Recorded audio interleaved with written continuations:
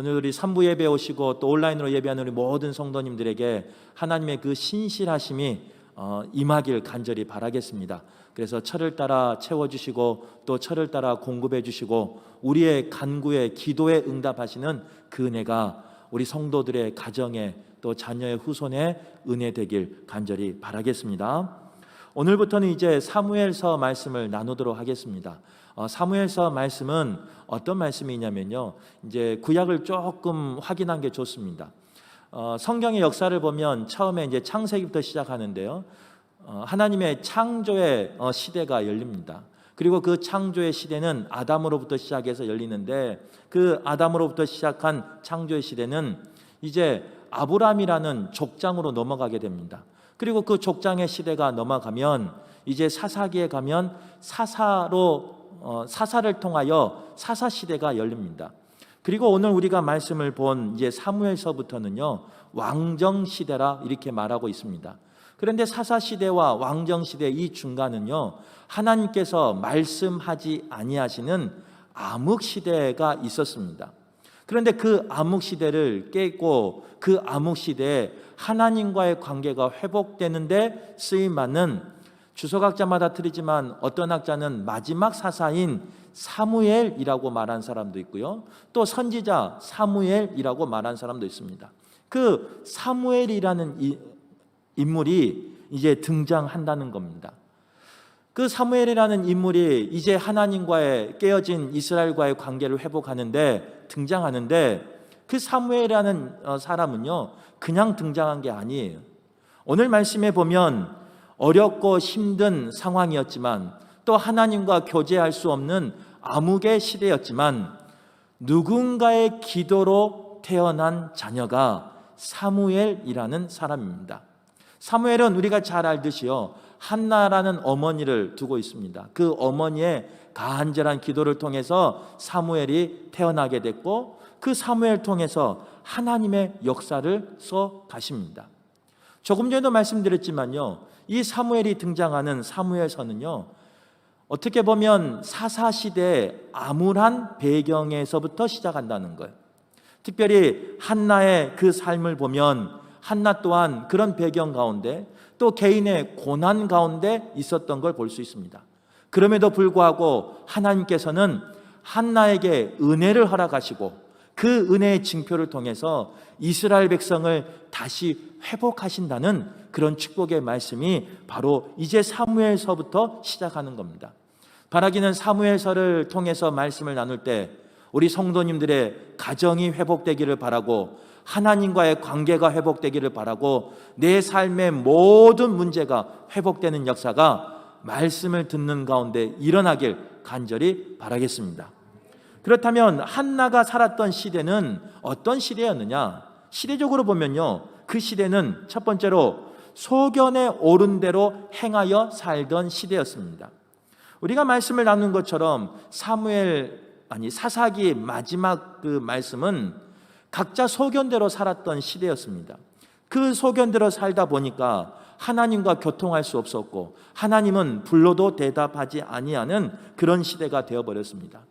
그 시대의 그 도덕적인 타락과 종교적인 타락과 지도자의 타락이 오늘 사무엘서 1장 1절에 잘 나타나 있습니다.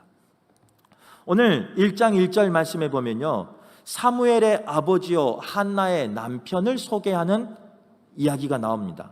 누구로 소개하냐면요, 에브라임 산지 에브라임 사람 엘가나라는 사람을 소개합니다. 즉 사무엘의 아버지는 엘가나였고 한나의 남편은 엘가나였는데 그 사람은 에브라임 사람이었다는 거예요. 그래서 종종 우리는 이 성경적인 지식을 잘 알지 못하면요, 에브라임 사람이라 이렇게 칭했기 때문에 이 엘가나를, 사무엘을 에브라임 지파 사람으로 오해할 때가 있습니다. 그러나 역대상 6장 16절 말씀 이하에 보면요, 사무엘에 대한 족보가 기록되어 있어요. 그 족보를 쭉 타고 올라가면 이 사무엘은 엘가나의 아버지를 두었고 조상의 조상을 올라가면 그핫이라는 레위 아들의 후손임을 볼 수 있습니다. 즉 오늘 본문에 나와 있는 사무엘의 아버지인 엘가나는 레위 지파 사람이었어요. 레위 지파의 직무는 무엇이었느냐? 하나님의 사역을 감당하는 사람이었습니다. 그래서 성소에서 제사장을 도와 일하는 사람이었고, 하나님을 경배하는 사람이었고, 하나님을 찬양하며 섬기는 사람이 바로 레위 지파 사람이었다는 거예요. 조금 이해하기 쉽게 말하면요, 오늘 시대로 말하면 목회자라고 생각하면 됩니다. 즉 사무엘의 아버지는요 목회자였어요. 그것을 설명하고 있어요. 그런데 목회자인 것을 설명함과 동시에 엘가나를 설명하는 다른 문장이 나옵니다. 그것은 뭐냐? 그에게 2명의 아내가 있었더라. 그는 목회자였음에도 불구하고, 하나님의 일을 하는 사람이었음에도 불구하고, 하나님의 일을 위해서 구별된 지파, 어떻게 보면 가문이었음에도 불구하고요, 하나님의 율법을 어기는 삶을 살았다는 거예요. 하나님의 율법에서는 레위 사람은 레위 처녀와 한 명의 아내와 결혼할 수 있었어요. 그런데 오늘 본문에 나와 있는 이 엘가나는요 2명의 여인을 아내로 삼았다는 거예요. 사람이 실수할 수 있죠. 사람이 잘못할 수 있죠. 때로는 율법을 어기며 살 수 있죠. 부지중에 할 수 있으니까요. 그러나 만약 그랬다면, 적어도 목회자라면 하나님 앞에서는 자신의 잘못을 회개하는 부분이 나와야죠. 그런데 사무엘상 1장을 아무리 읽어봐도요, 엘가나는 목회자였음에도 불구하고 자신의 그 잘못을, 율법을 어긴 잘못을 회개하지 않습니다. 그런데 그 회개하지 않는 것을 그는 당연하게 생각해요. 그것이 그 시대의 문화였어요. 그 시대의 배경이었어요. 그 시대는요 어떤 시대였느냐? 이런 죄악을 졌음에도 불구하고, 이런 하나님 앞에 범죄를 했음에도 불구하고, 성도가 아닌 목회자임에도 불구하고 아무런 죄책감을 느끼지 아니한 세대가 그 시대였어요. 도덕적으로도 책임을 지지 못했고, 율법적으로도 책임을 지지 못했고, 어떻게 보면 종교 지도자로서도 아무런 가책이 없이 살았던 사람이 바로 오늘 본문에 나와 있는 엘가나라는 가장입니다. 이 모습은 사무엘서를 시작하는 그 시대 배경만 그런 게 아니에요. 어떻게 보면 이 시대를 살고 있는 우리의 모습과 비슷할 수 있습니다. 세상 사람들은요 죄를 지어놓고도 그게 죄인지를 몰라요. 때로는 죄임에도 불구하고 그것을 자랑하면서 살아가는 그런 문화가 지금 현대의 문화라는 거예요. 그런데 그 세상의 문화가 교회 안으로 들어왔어요. 교회 안에서 더 심각한 것은 성도들에게 말씀을 전하는 목회자에게도 이런 모습이 있다는 거예요. 세상과 구별된 삶을 살며 세상과 구별된 거룩한 삶을 살아야 하는 목회자임에도 불구하고, 성도임에도 불구하고요, 세상과 도덕적으로 구별되지 못하는, 어떻게 보면 종교적으로 구별되지 못하는, 또 지도자로서 구별되지 못하는 삶을 지금 이 시대 종교 지도자들이, 목회자들이, 아니면 성도들이 살고 있다는 거예요. 그러기에 오늘 주신 말씀이요, 우리에게 하나님의 음성을 듣는 귀한 시간이 될 수 있다는 거예요. 같은 시대에 한나는 그렇게 살았어요. 또한 한나가 살던 시대는요 어떤 시대였느냐? 많은 것을 받았음에도 감사할 줄 모르는 시대였습니다. 엘가나의 첫째 아내는 한나였고요, 두 번째 아내는 브린나입니다. 브린나는 하나님이 허락하셔서 브린나에게 아이를 허락해 주셨어요. 아들을 허락해 주셨어요. 그런데도 불구하고 오늘 본문에 보면 이 브린나라는 여인은 하나님 앞에 감사하는 고백이 나오지 않습니다. 하나님 앞에 주신 것에 대해서, 또 그 대를 이어가는 것에 대해서, 그리고 그 자녀를 통해서 누리는 축복에 대해서 감사하는 이야기가 나오지 않아요. 도리어 아이를 갖지 못하는 그 정부인인 한나를 시기하며 또 그 정부인한테 때로는 안 좋은 소리를 하며 괴롭히며 그렇게 감정을 표현하는 것은 오늘 본문에 나와요. 하지만 어느 한 것도 하나님 앞에 주신 것에 대해서 감사한 것은 기록되어 있지 않습니다. 한나가 살고 있었던 시대가 그런 시대였어요. 지도자는 타락에 있었고 하나님은 그 흑암 가운데서 말씀하지 않은 시대였고, 더 나아가 사람들은 감사할 줄 모르는 시대였습니다. 그런 시대를 살아가는 한나는요, 개인적으로 여러 가지 고난과 괴로운 삶을 삽니다.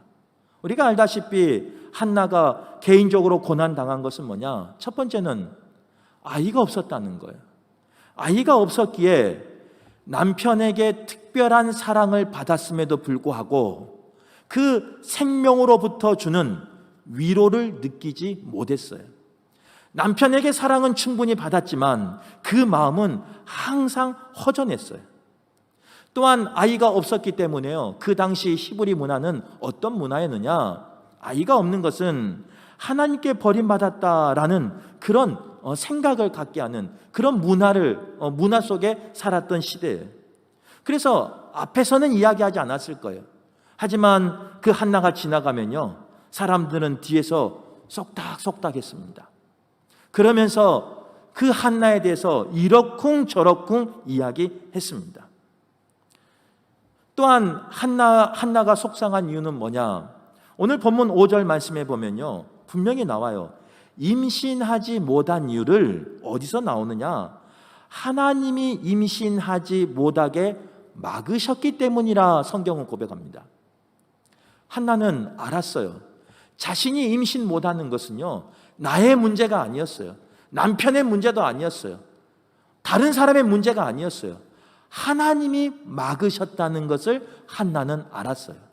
그런데 그것이 마음 아프게 한다는 거예요. 만약 나의 문제다면요, 내가 열심히 노력하면 돼요. 나의 어떤 실수라면요, 그것을 회복하면 돼요. 그런데 나에게 문제가 있는데 그 문제 때문에 아프고 눈물 흘리고 있는데 정작 내가 할 수 있는 것은 하나도 없는 상황이에요. 하나님이 해주지 않으시면 내가 어떻게 해볼 수 없는 상황이에요. 그러기에 한나는요, 아파했고 눈물 흘릴 수밖에 없었습니다. 이것도 힘들어요. 이것도.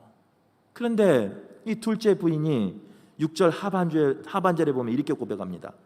그의 적수인 브린나가 그를 격분시킴으로 그가 울고 먹지 아니하니. 둘째 부인을 적수래요. 그리고 그 적수가요, 어떻게 하느냐? 나를 격분시킨대요. 화나게 한대요. 내 속을 뒤집어 놓는데요. 가정생활할 때 힘든 관계가 있답니다.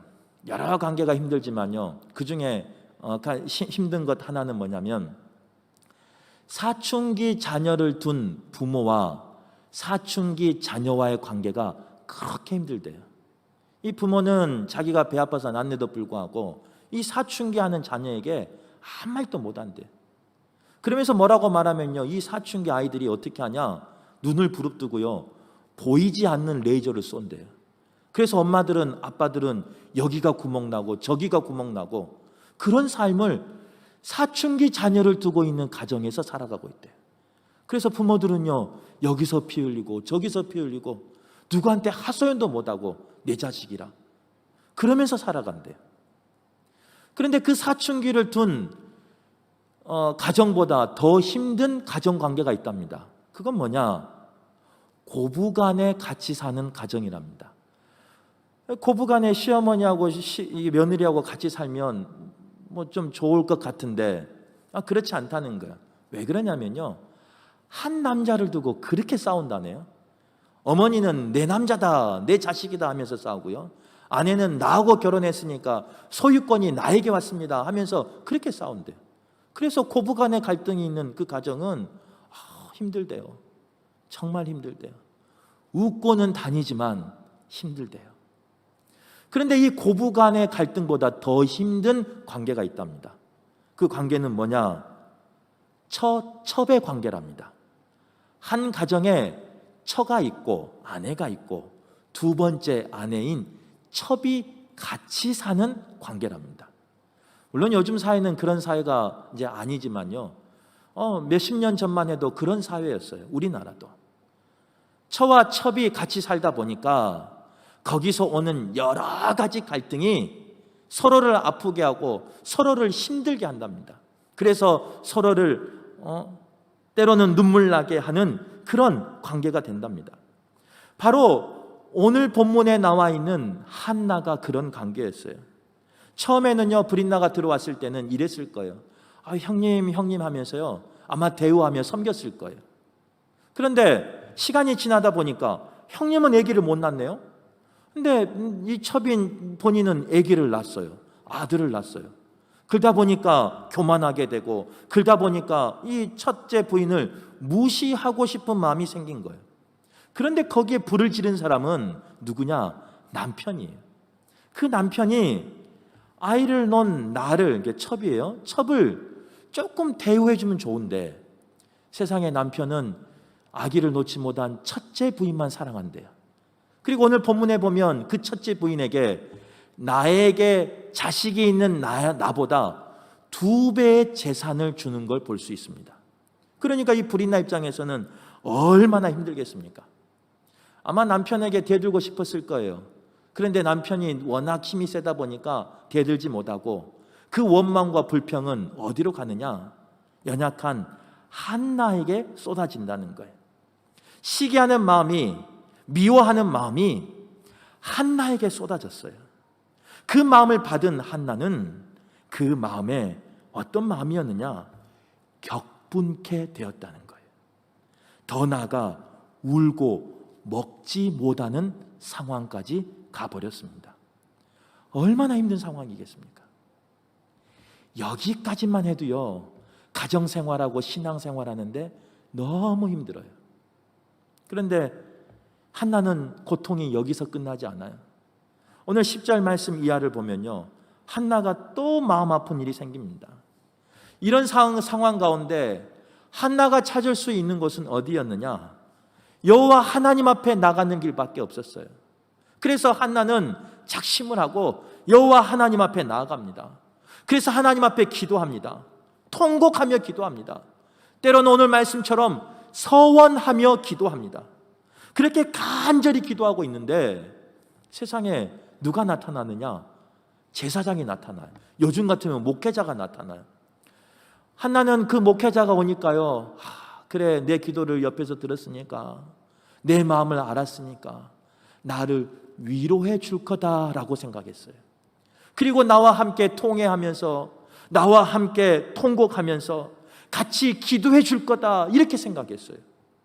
그런데 오늘 본문에 보면 뭐라고 말하냐면, 이 제사장 엘리는요, 그 여인을 어떻게 오해해버리냐? 술에 취한 여자처럼 오해해버립니다. 그래서 그 여인에게, 그 아파하고 있는 여인에게 해서는 안 된 말을 해버립니다. 뭐라고 말하냐면, 언제까지 취하여 있겠느냐? 포도주를 끊으라. 너 언제까지 술 마시고 다닐래? 술 끊어라. 술 마셨으면 집에서 조용히 있지, 왜 주의 전에 나와서 술주정하고 있느냐? 한나에게 이렇게 말을 해버려요, 목회자가. 그 말을 들은 한나의 심정을 한번 생각해 보세요. 사람에게 토로할 게 없어서 주의 전을 찾아서 하나님 앞에 기도했는데 세상에 나의 마음을 위로해 주기는커녕 술 취한 여자로 오해하고 나한테 술이나 끊으라고 이렇게 말하니까 얼마나 힘든 상황이겠습니까? 바로 한나는요, 이런 시대적인 어려움이 있었고 시대적인 고난이 있었어요. 또 개인적인 어려움과 개인적인 고난이 있었어요. 이런 인생 고난이 있을 때 조금 전에도 말씀드렸지만 한나는 어떻게 하느냐? 하나님 앞에 나아갔다는 거예요. 그런 오해가 있지만, 그런 나를 오해하며 나를 잘못 말하는 그런 아픔이 있었지만, 고난이 있었지만 한나는 어떻게 하느냐? 계속해서 하나님 앞에 간절히 기도하는 걸 볼 수 있습니다. 내가 감당하기 어려운 고난을 당할 때 사람들은 일반적으로 다음과 같은 과정을 겪게 된답니다.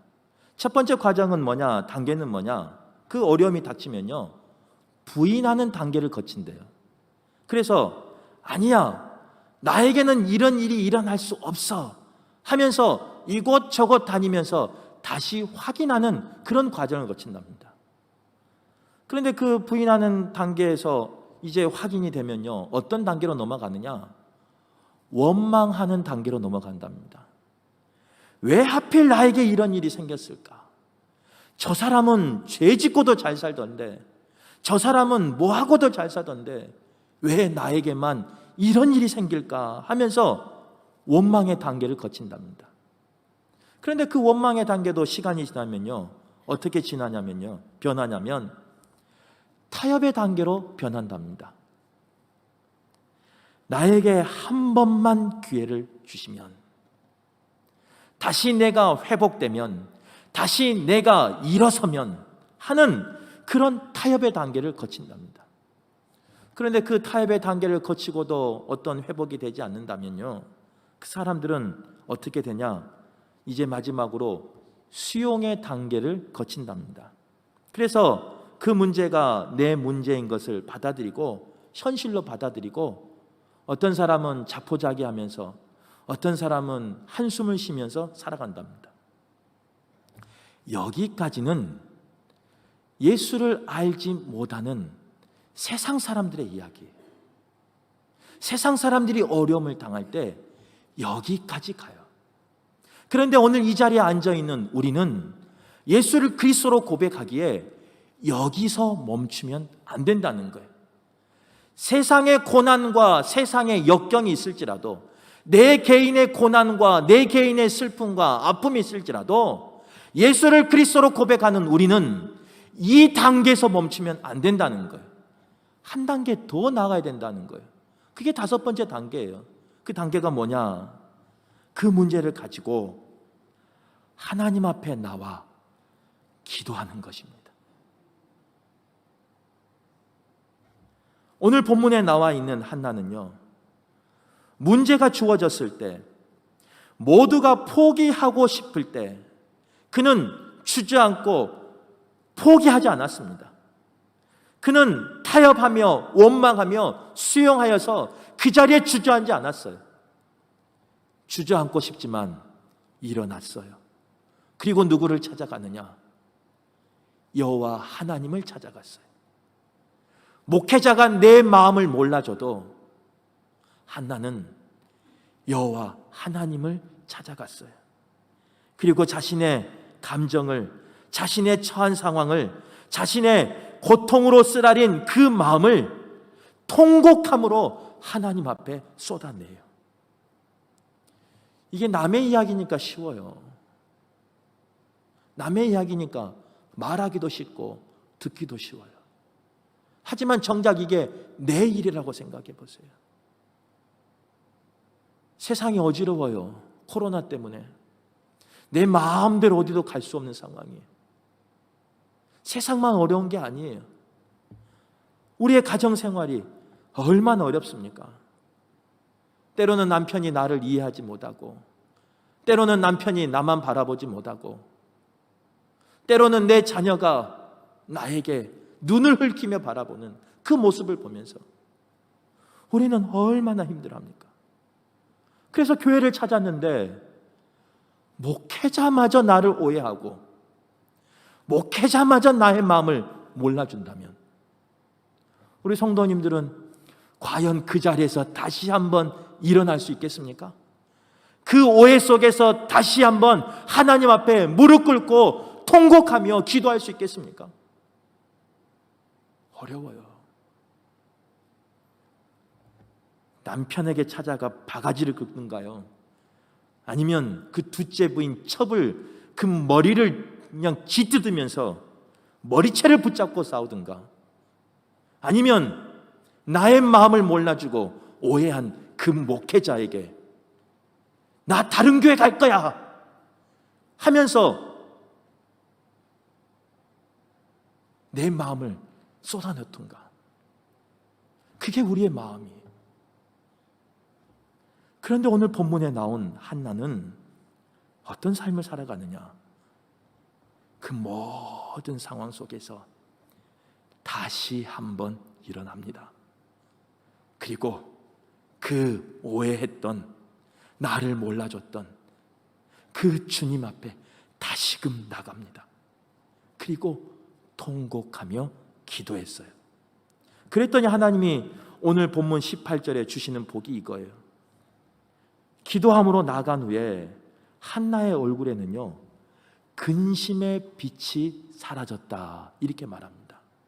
더 나아가 먹지 못했던 한나가요, 18절에 보면요, 먹기 시작해요. 오늘 예배하는 모든 분들에게 그런 복이 임하길 간절히 바랍니다. 세상이 힘들고 나의 개인적인 고난이 있고 또 나를 몰라주는 교회와 목회자와 성도들이 있을지라도 하나님 앞에 나아가 나의 모든 근심이 기쁨으로 변하는 역사가 오늘 예배하는 모든 분들에게 있길 간절히 바랍니다. 여기서 끝나지 않아요. 더 나아가서 오늘 읽은 본문의 말씀이에요. 27절의 말씀. 한나가 받은 복은 이 복이었어요. 특별히 오늘 예배하는 모든 분들에게 27절의 말씀의 복이 우리 성도들의 복 되길 간절히 바랍니다. 그 복을 사모하는 마음으로 우리가 함께 큰 목소리로 합독해서 읽도록 하겠습니다. 이 아이를 위하여 내가 기도하였더니 내가 구하여 기도한 바를 여호와께서 내게 허락하신지라. 한나는 아이를 낳지 못해서 기도했어요. 그랬더니 하나님이 그 기도를 들으시고 허락해 주셨다는 거예요. 오늘 이 자리에 나온 모든 성도들 가운데 같은 아픔은 아니지만 다른 아픔과 고통이 있는 줄 압니다. 때로는 질고를 가지고 주님 앞에 기도하는 분 있을 거예요. 그때 하나님께서 그 기도를 들어주시길 바랍니다.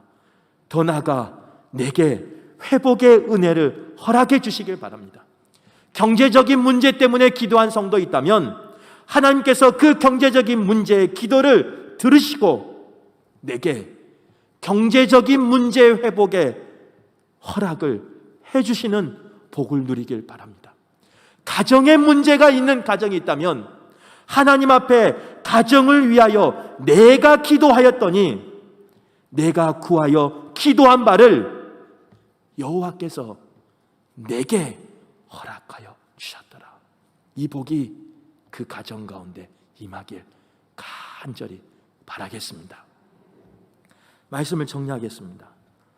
오늘 본문에 보면요, 두 명의 여인이 나와요. 한나와 브릿나예요. 아픔은 틀리지만 둘 다 고난 가운데 있었습니다. 둘 다 슬픔 가운데 있었습니다.